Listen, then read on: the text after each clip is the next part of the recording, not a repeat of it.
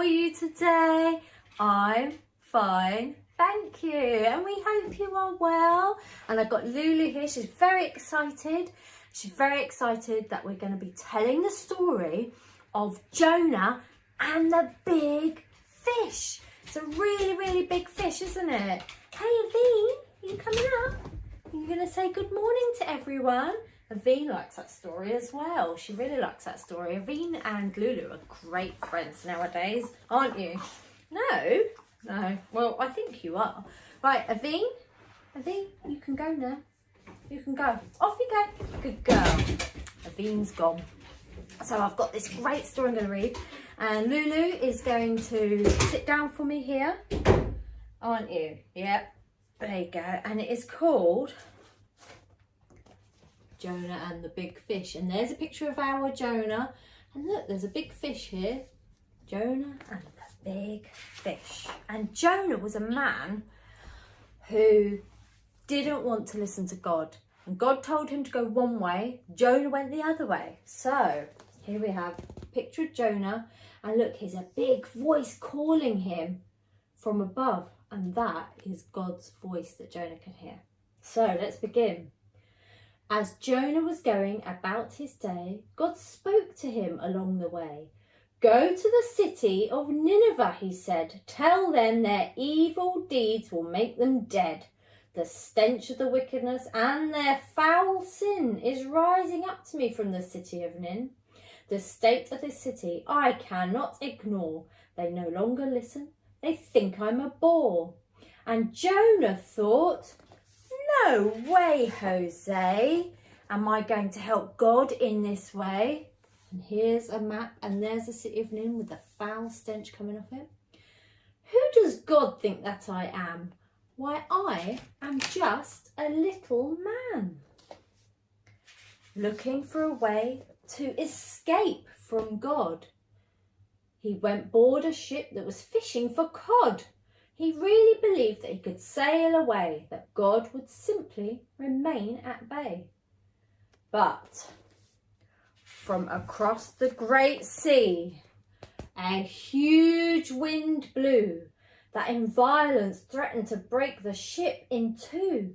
The sailors' knees trembled and shook, crying out to their gods, let us off the hook. Save us, they cried with a shiver. But their gods did not answer, not even a whisper. Upon themselves they decided to rely, when they realised that their gods did not reply. With terror and fear, the sailors looked at the skies, and all things not nailed down were thrown over the sides. To throw out their cargo might change their luck. So this they did with a heave, ho, and chuck. Look, here they are. Look how windy it is. He's almost being blown off the ship, and they're throwing everything on the ship overboard. Jonah, the coward, had gone below for a sleep. So all this happened without him hearing a peep. The captain, being a far more sensible fellow, found Jonah's hidey hole and so started to bellow. How can you sleep? Get up. On your God you must call. Maybe he will save us from this terrible squall. If you cry out, your God might just take note. Then all will be saved, you, us and the boat. The sailors decided that enough was enough. They wanted to know who had caused this rough. They cast lots in the old-fashioned way. They wanted to find who was to blame. Drawing the shortest straw, Jonah thought, oh heck, his knees gave way and he hit the deck. Tears fell down his ruddy cheeks, and blubbing like a baby, he started to weep. So in the old days, what they would do is they'd get straws in and hold them in a bunch, and whoever drew the shortest straw was the loser of that game. And because Jonah drew the shortest straw, all the sailors thought, well, it's because of him that we are sinking. So Jonah told his story, and he began to explain. Here he is, he looks really upset. Though it was hard to understand through his sorrow and shame. If it wasn't for me running away from God, I am very sure you would have caught more cod. And they probably would. And there is a picture of more cod that they may have caught. Rougher and rougher the storm waves grew, and Jonah could see fear on the faces of the crew. I can be a coward no longer. Throw me into the sea to become fish fodder. But the sailors were all good men at heart, and they picked up their oars and with a start tried to row the ship to land.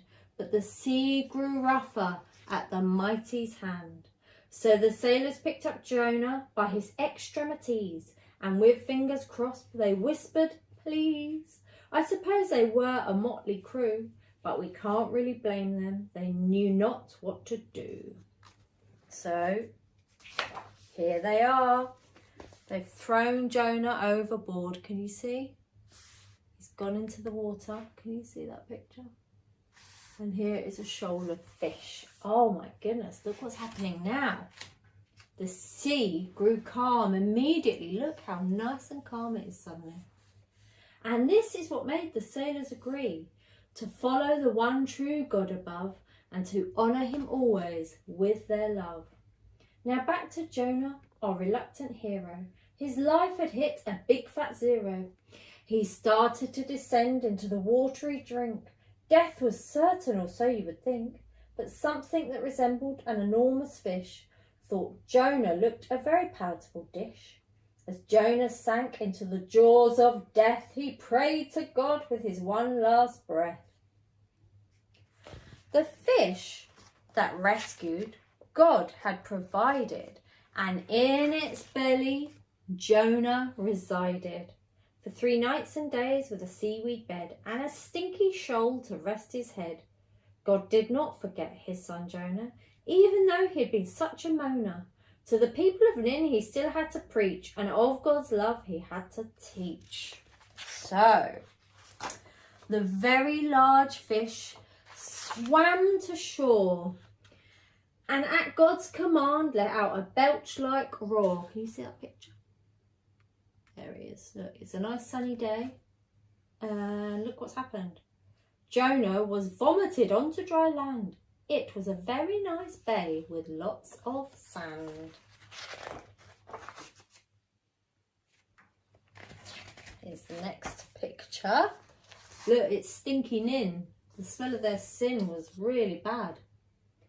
Then the word of the Lord came to Jonah again. The message from God he had to convey. This time Jonah hurried to Nineveh to tell the people of their sin. The people listened to Jonah's message. One man was so shocked he choked on a sausage. To think that they had been so bad and made God so very sad.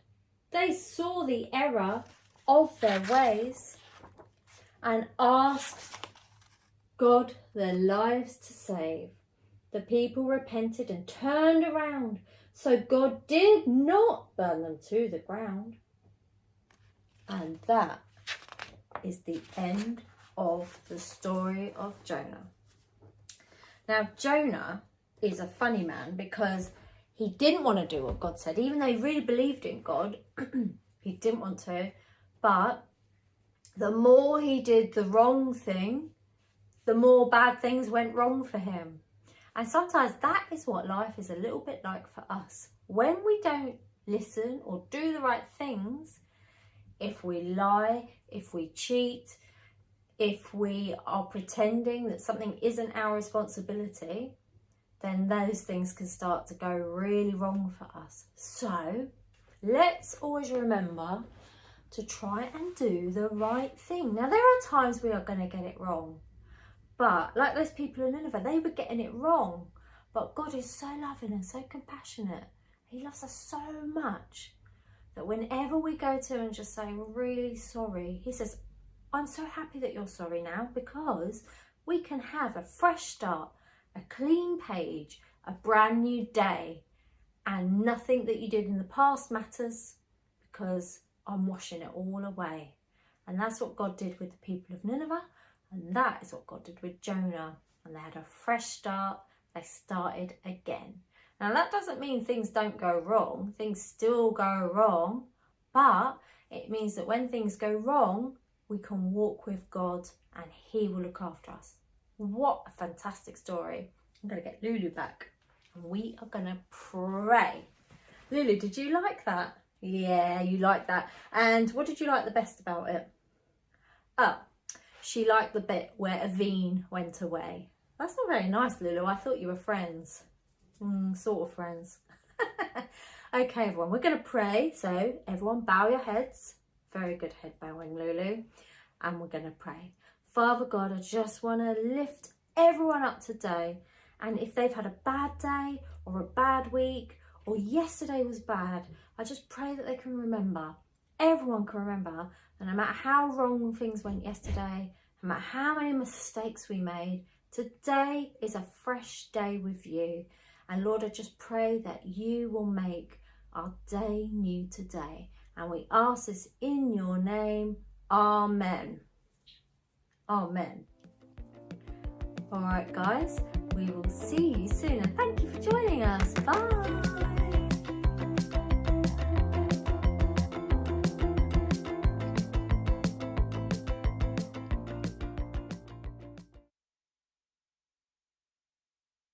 Having a laugh with Jerry and Mark. Oh, hang on. Let's do this properly, shall we? Okay, 3 top quality jokes from the top drawer. None of this Mark down in the trash can. No, these are quality. Okay. First joke. Fruit jokes. Remember fruit jokes? Did you hear about the fruit that was caught stealing red-handed? Fruit caught stealing red-handed. Wow. Police say it was a strawberry. Strawberry. Straw robbery. Oh, guys. I know you. Strawberry. Now you're laughing at that one now, aren't you? Took you a while. But strawberry. You'll never look at those strawberries ever again the same. Oh, okay. Number 2. It gets better. Why did the banana take the prune to the dance? Why did the banana take the prune to the dance? That's a bit strange. Why would a banana take a prune to the dance? Well, poor old banana. He couldn't find a date. Oh, Mark, there it goes. It's out of the park. You have no chance. That's number 2. Best of all, number 3. Are you ready? Are you still with me, guys? Yeah? Still with me? What type of fruit likes to tease all the other fruit? What sort of fruit likes to tease all the other fruit? Get this one, guys. Any ideas? Well, it's obvious. It's the banana. The banana. Oh, I killed myself. Oh, I know you're laughing. You want more? No, that's it for this week, guys. That's it. Get the vote. Send in the votes. I can hear him now. Yeah, someone give Mark a vote too. Yeah, keep it. Let's try and keep it fair. Hope the challengers do well.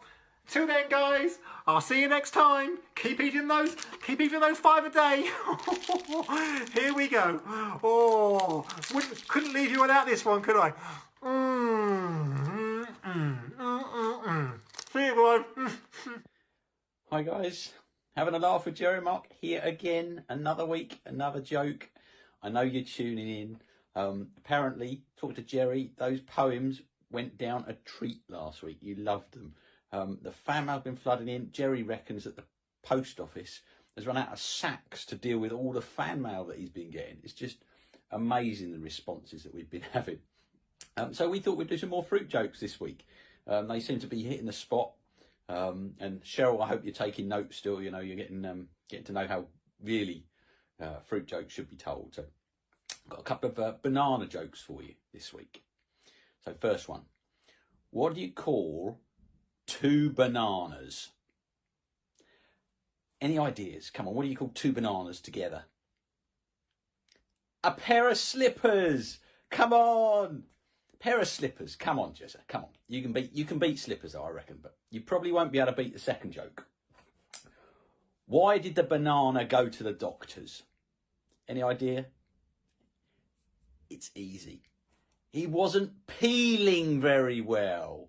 Come on, Jessa. Come on. These fruit jokes are going to get better and better, and we're really looking forward to seeing all the fan mail. Hope to see you soon, guys. Bye. What road is the police station on? 999 Let'sby Avenue. Please vote for me. Whose was your favourite joke? Was it Jerry's? Was it Mark's? Or was it this week's challenger? Have a vote in the comments below.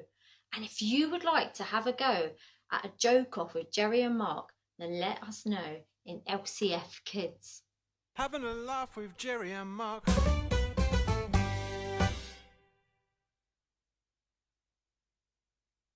Bible verse, memory verse. We want you to have a go at this week's Bible verse memory verse. So learn it, get your parent or a grown-up to film you, and then put it in LCF Kids. You'll get a prize every time. 1 Thessalonians 16 to 18. Rejoice always, pray without stopping, give thanks in all circumstances, for this is the will of God in Christ Jesus for you.